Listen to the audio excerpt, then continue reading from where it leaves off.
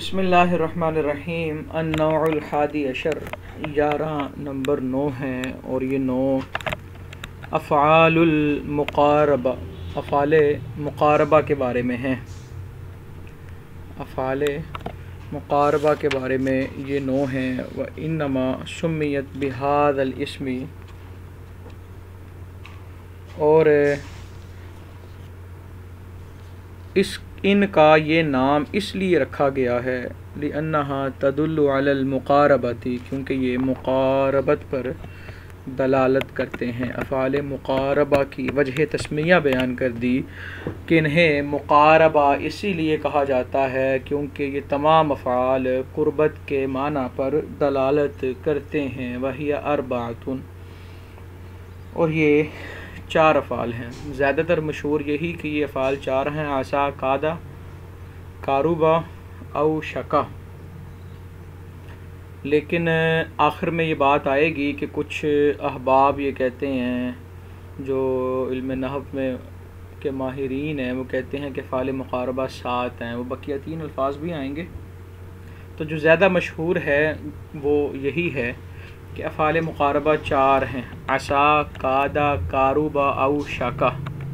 وَهِيَ أَرْبَعَةٌ، الأول عسا وہوا، اور جو عسا ہے وہوا فعل متصرف لدخول تاء التانیث الساکنہ، یہ فعل متصرف ہے۔ متصرف یعنی کہ اس کی گردان بنتی ہے۔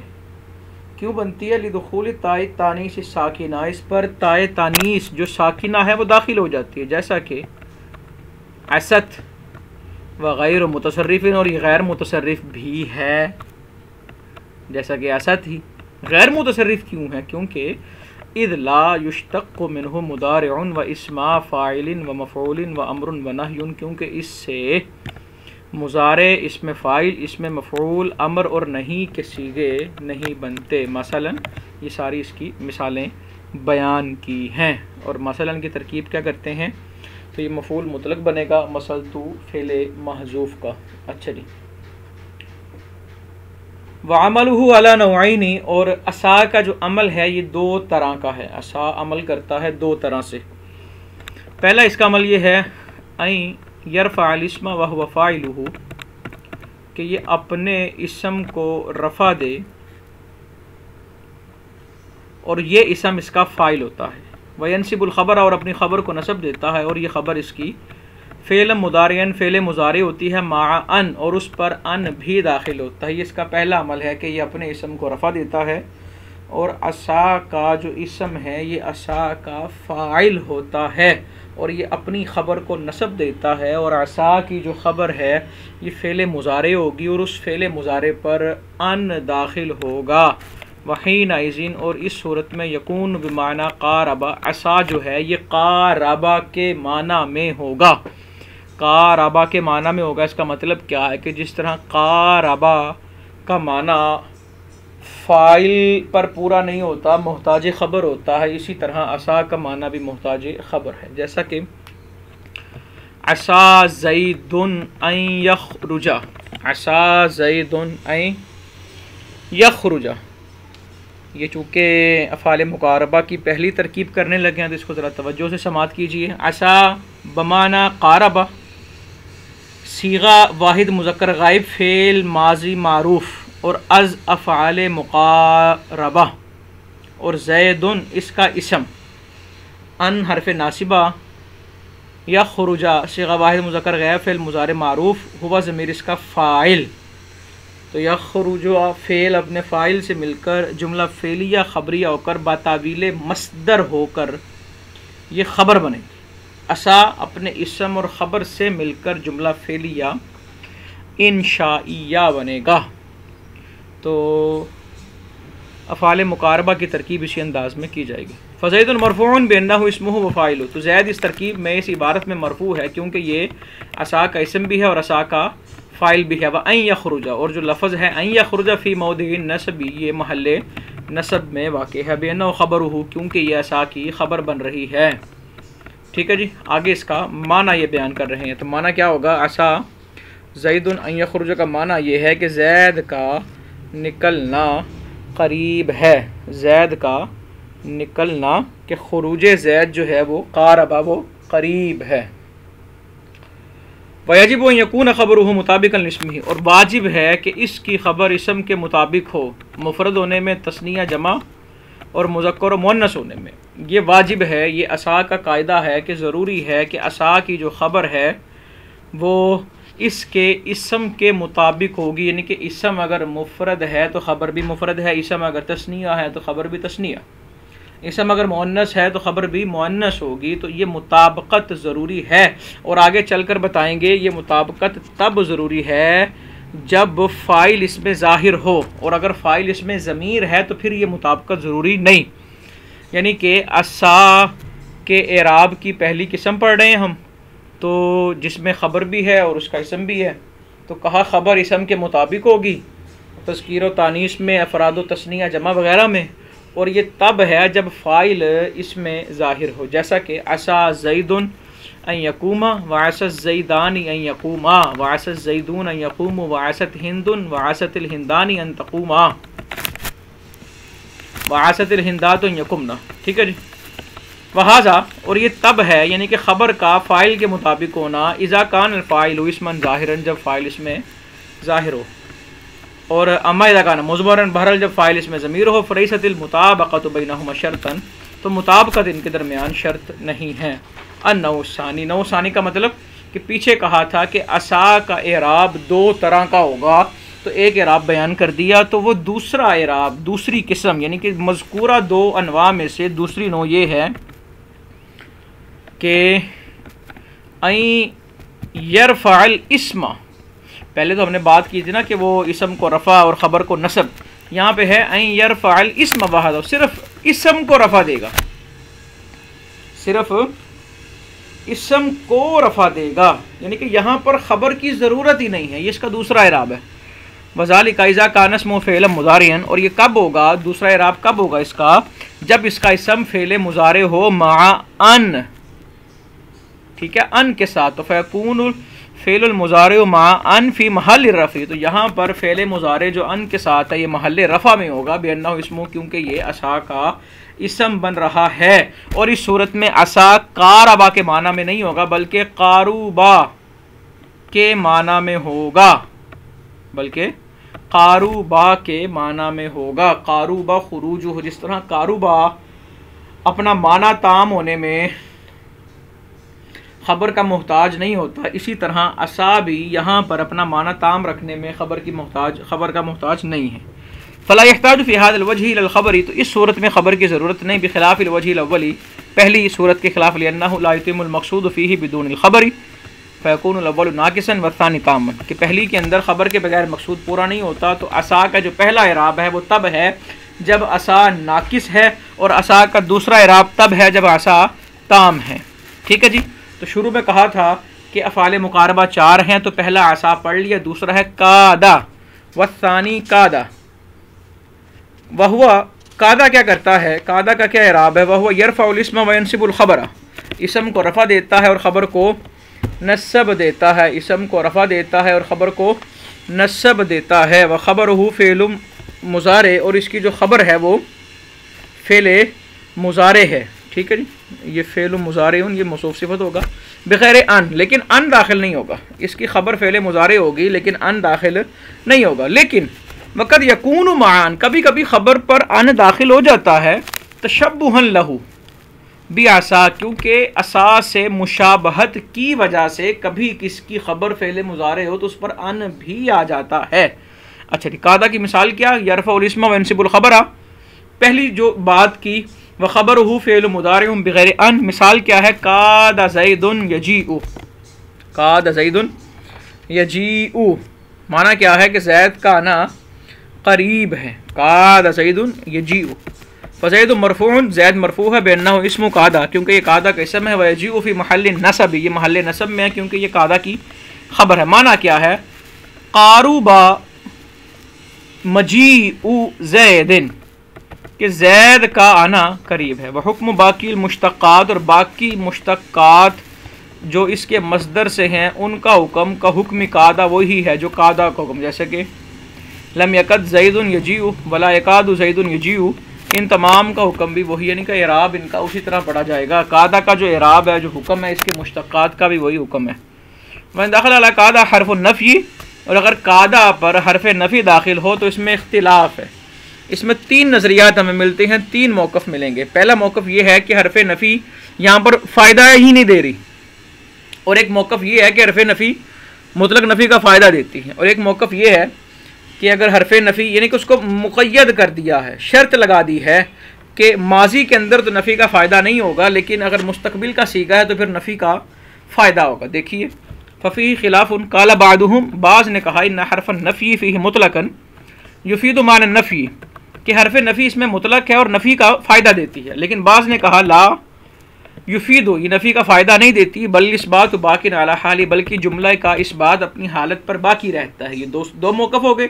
تیسرا موقف وقال بعضهم، بعض نے کہا، یعنی کہ نحات کی بات ہو رہی ہے، بعض نحویوں نے کہا انہ لا یفید النفی فی الماضی، ماضی میں تو نفی کا فائدہ نہیں ہوگا، لیکن وفی المستقبل، اگر مستقبل کا صیغہ ہے تو پھر نفی کا فائدہ ہوگا. بس ثالث قربہ، افعال مقاربہ میں سے تیسرا فعل قاروبا ہے.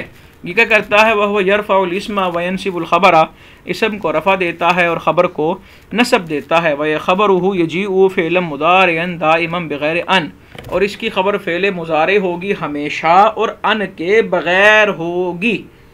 یہ لازمی اور ضروری اس کا قاعدہ ہے کہ ہمیشہ فعل مضارع ہے اور یہ ان کے بغیر ہے. جیسا کہ نحو، جیسا کہ قاربا زید یخرج، قاربا زید یخرج، زید کا نکلنا قریب ہے. قاربا زید یخرج، زید کا نکلنا قریب ہے. چونکہ یہ ان کے بغیر جملہ ہے تو ترکیب ایک دہرا دیتا ہوں، آسان ہے.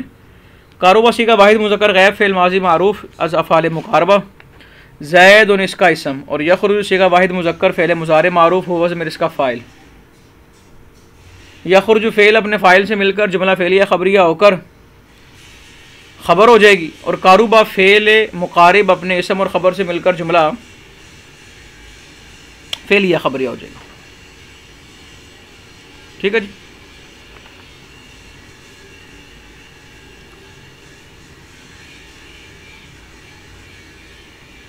والرابع،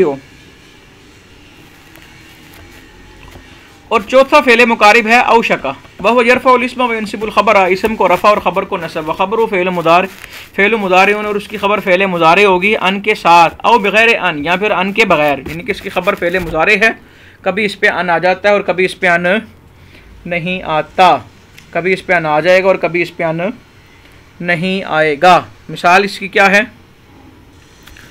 اوشک زید ان یجیء او یجیء.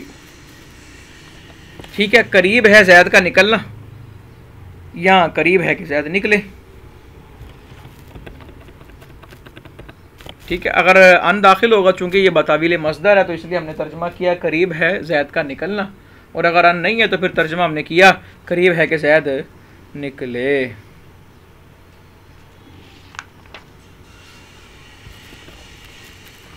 وقال بعضهم، اور بعض نے کہا، یہ وہی بات جو میں نے شروع میں عرض کی کہ بعض حضرات کہتے ہیں کہ فعل مقاربہ سبعۃ، سات ہیں، حاذہ الاربعۃ المذکورہ، چار تو یہی جو بیان ہو گئے، اور پانچواں ہے جعل، چھٹا ہے توفیقہ، اور ساتواں ہے آخذہ. جعل، توفیقہ اور آخذہ، جعل، توفیقہ اور آخذہ.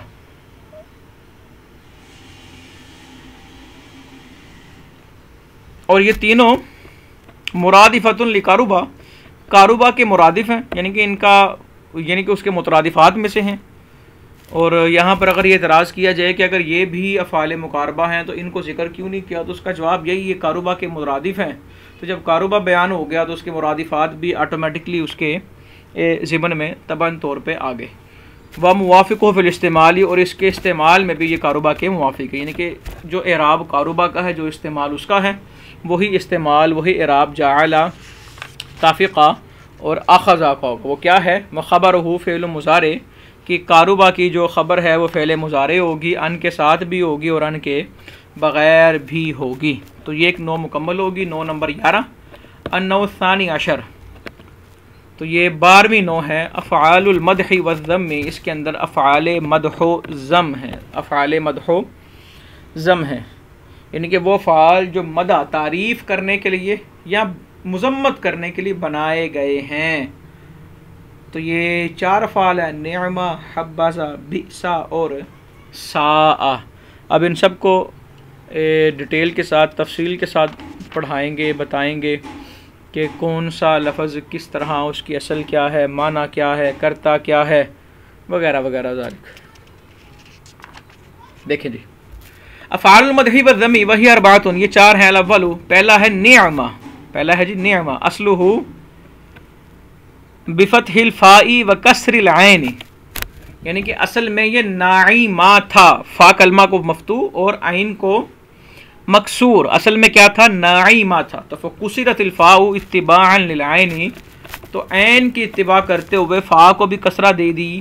پھر ثم اسکنت العین للتخفیف، تو تخفیف کے لیے عین کو ساکن کیا، تو فصار نعمہ، تو پھر یہ نعمہ ہو گیا، پھر یہ نعمہ ہو گیا۔ تو یہ نعمہ کی بتا دیا کہ نعمہ اصل میں ناعمہ تھا۔ وہوا، اور یہ فعل مدح، یہ فعل مدح ہے، یہ فعل مدح، یعنی کہ یہ کسی کی تعریف کے لیے نعمہ بولا جاتا ہے۔ جب کسی کے بارے میں کہنا ہو کہ یار کتنا ہی اچھا ہے، تو اس کے لیے نعمہ لفظ استعمال کیا جاتا ہے۔ وفاعلہ، اور اس کا جو فاعل ہے، کیونکہ فعل ہے تو فاعل بھی ہوگا، قد یکون اسم جنس معرفا باللام، کبھی اس کا فاعل اسم جنس ہوگا لیکن وہ معرف باللام ہوگا، اس پہ الف لام داخل ہوگا، جیسا کہ نعم الرجل زید، نعم الرجل زید، کہ زید کتنا اچھا مرد ہے۔ تو چونکہ یہ افعال مدح و ذم کا آغاز ہے، تو افعال مدح و ذم میں سے فعل مدح نعمہ ایک ترکیب میں واقع ہوا، تو اس کی ترکیب ہم کس طرح کریں گے؟ نعمہ صیغہ واحد مذکر غائب، فعل ماضی معروف از افعال مدح، ٹھیک ہے جی۔ اور الرجل الف لام برائے تعریف، رجل فاعل، فعل مدح اپنے فاعل سے مل کر جملہ فعلیہ انشائیہ ہو کر خبر مقدم، اور زید مبتدا مؤخر، تو مبتدا مؤخر اپنی خبر مقدم سے مل کر جملہ اسمیہ خبریہ ہوا، ٹھیک ہے جی۔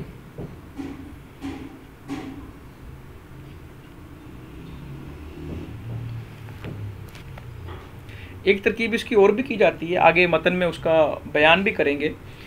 تو اگر یہ پہلی ترکیب کریں تو نعم الرجل زید جملہ واحد ہے، لیکن اگر اس کی دوسری انداز میں ترکیب کریں پھر یہ ایک جملہ نہیں، پھر یہ 2 جملے، یہاں پر 2 ترکیبیں ہوں گی، جیسا کہ وہ اس طرح ہوگی، نعمہ صیغہ واحد مذکر فعل ماضی معروف از افعال مدح، الف لام برائے تعریف، رجل اس کا فاعل، فعل مدح اپنے فاعل سے مل کر جملہ فعلیہ انشائیہ ہوا، بس بات ختم۔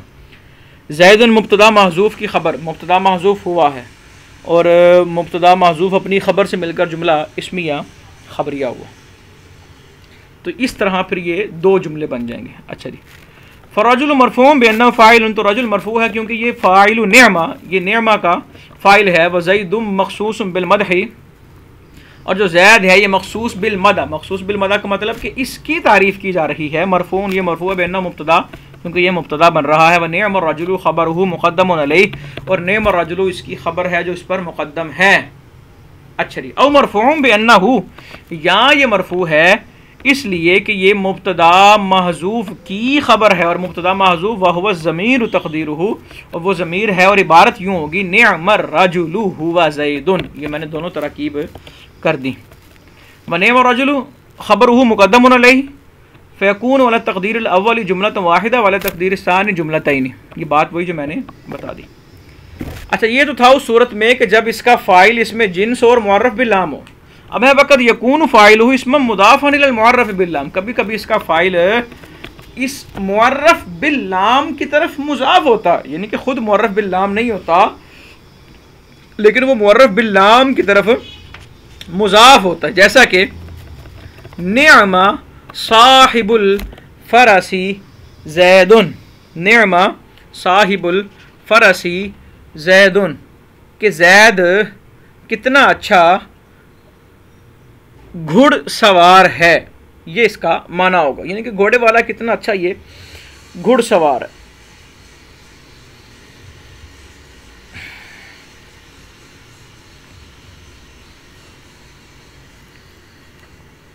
اچھا جی، یہاں پہ صاحب مضاف الفرس مضاف الیہ، مضاف اپنے مضاف الیہ سے مل کر یہ فائل بن جائے گا، ٹھیک ہے، اور فعل مدح اپنے فائل سے مل کر جملہ فعلیہ انشائیہ اور خبر مقدم، اور آگے زید مبتدائی مؤخر، اسی طرح ترکیب جس طرح پہلے کی۔ تیسری صورت، وقد یکون ضمیرا مستترا ممیزا بنکرۃ منصوبۃ، کہ نعمہ کا جو فاعل ہے وہ ضمیر مستتر اور وہ ممیز ہوگا بنکرۃ منصوبۃ، نکرہ منصوبہ کے ساتھ، یعنی کہ کبھی اس کا فاعل ایسی ضمیر ہوگی جو ایک تو مستتر ہے اور دوسرا نکرہ منصوبہ کے ساتھ وہ ممیز ہوتی ہے، جیسا کہ مثال اس کی کیا ہے، نعم رجلا زید، نعم رجلا زید، کہ زید مرد ہونے کے اعتبار سے کتنا اچھا ہے۔ ترکیب اس کی کس انداز میں کریں گے؟ ترکیب اس کی یوں کریں گے، نعم اسی طرح صیغہ واحد مذکر غائب فعل ماضی معروف اور افعال مدح، ہوا ضمیر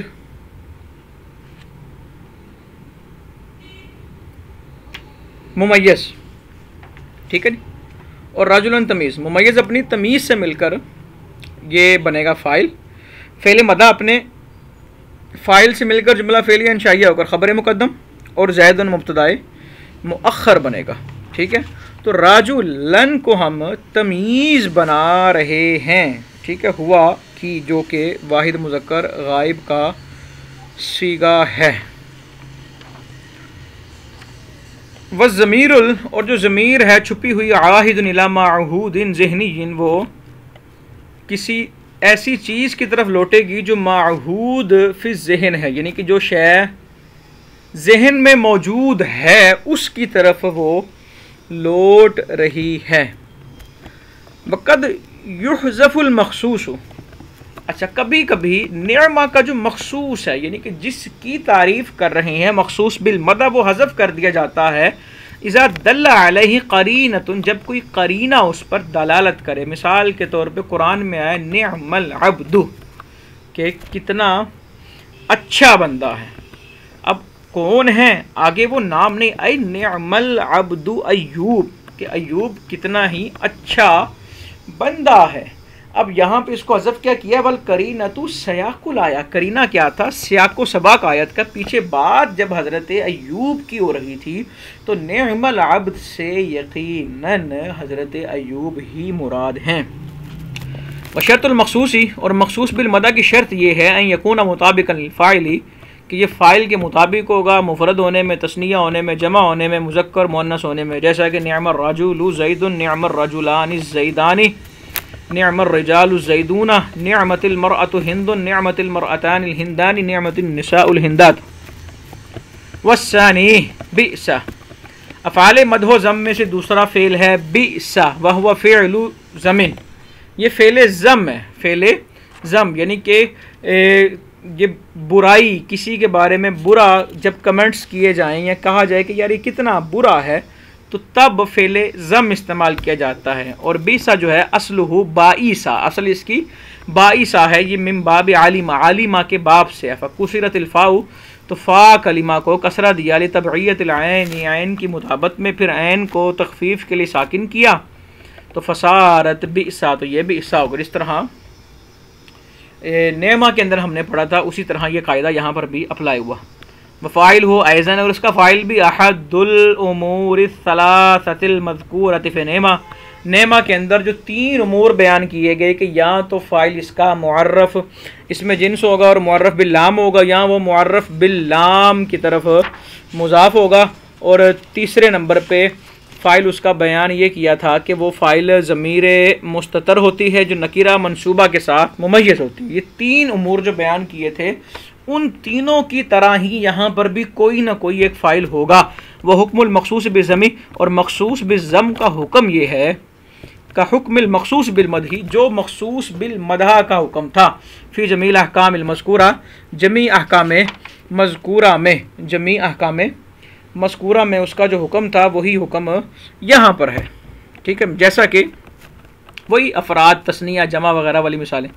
بئس الرجل زید و بئس صاحب الرجل زید و بئس رجلا زید و بئس الرجلان زیدان و بئس الرجال زیدون و بئست المرأة ہند و بئست المرأتان الہندان و بئست النساء الہندات. والثالث ساء. افعال مدح و ذم میں تیسرا فعل ساء ہے. وہو مرادف،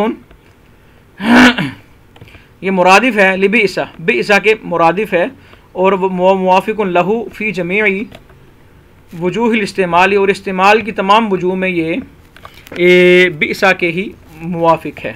یعنی کہ اسی طرح جس طرح پیچھے مثالیں پڑھیں سیم اسی طرح اگر لفظ سا لگا دیا جائے تو مثالیں ساری ویسے کی ویسی رہیں گی. والرابع حبہ. چوتھا فعل جو ہے یہ حبہ ہے بفتح الفاء او ضمہ، یہ فا کے فتح یا ضمہ کے ساتھ، یعنی کہ حبہ پڑھ لیں یا حبہ پڑھ لیں. اصل اس کی کیا ہے؟ حبوبہ. بضم العین، عین کلمہ مضموم تھا تو فاسکنت الباء الاولی، تو پہلی با کو ساکن کیا اور دوسری میں اس کا ادغام کر دیا. لغت الاولی، یہ پہلی لغت ہے، یعنی کہ اس کی حبہ کی اصل میں یہ پہلی لغت ہے. دوسری لغت یہ ہے نقلت ضمتها الی الحاء، کہ ہا اس ضمہ کو ہا کی طرف نقل کیا اور با کا با میں ادغام کر دیا تو پھر حبہ ہو گیا. اور جو یہ حبہ کہیں یا حبہ کہیں لا ينفصل عن ذا، یہ ذا سے جدا نہیں ہوگا استعمال میں، یعنی کہ جہاں پر بھی حبہ آئے گا تو ذا لازمی لگے گا. اسی لیے نحو کی کتابوں میں جب افعال مدح و ذم یاد کرائے جاتے ہیں تو یوں یاد کرائے جاتے ہیں نعم حبذا بئس ساء. ٹھیک ہے، حبہ صرف نہیں کہا جاتا بلکہ حبذا کہا جاتا ہے. ولہذا یقال فی تقریر الافعال حبذا، یہ وہی بات جو میں نے ابھی کہی.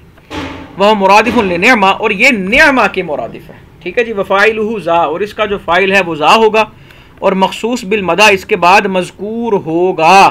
وإعرابہ، اور اس کا اعراب کا اعرابی مخصوص نعمہ، اس کا اعراب اسی طرح ہے جس طرح نعمہ کے مخصوص کا اعراب ہے، یعنی کہ جو ترکیب ہم نے وہاں پڑھی اسی طرح ترکیب یہاں کی جائے گی. پھر وجہین المذکورین، دونوں صورتوں میں.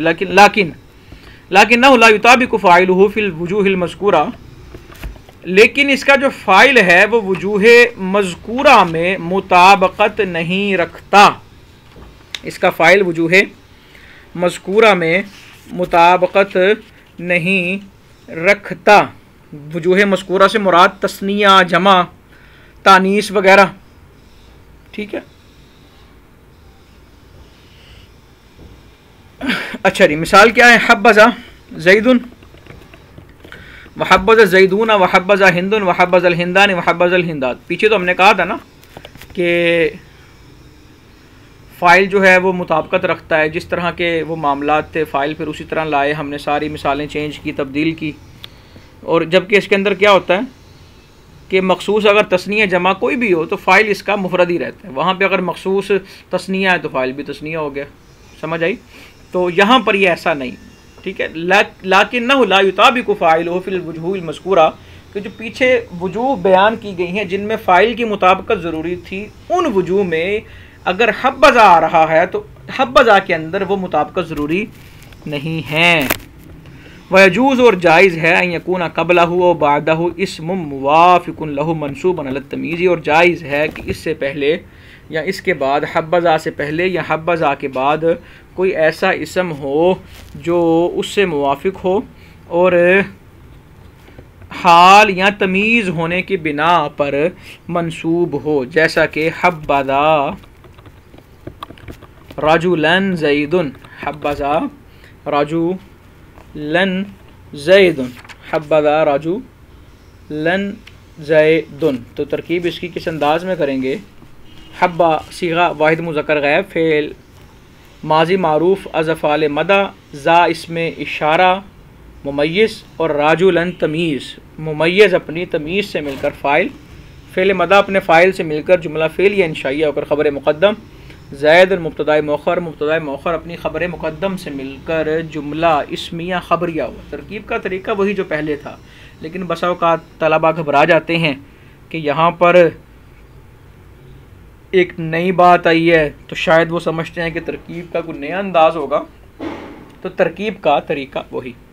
وحبذا راکبا زید وحبذا زید رجلا وحبذا زید راکبا. وعلم، اور جان لو انہ لا یجوز التصرف فی هذه الافعال، افعال مدح و ذم کے اندر تصرف جائز نہیں، یعنی کہ ان کی گردان نہیں بنے گی، افعال مدح و ذم کی گردان نہیں بنے گی، افعال مدح و ذم کی گردان نہیں بنے گی۔ ہاں مگر ان سے ایک صیغہ بنے گا، وہ کس طرح بنے گا کہ اس میں تا کو داخل کر دیا جائے گا، اس کے علاوہ کوئی تصرف اس کے اندر نہیں بنے گا۔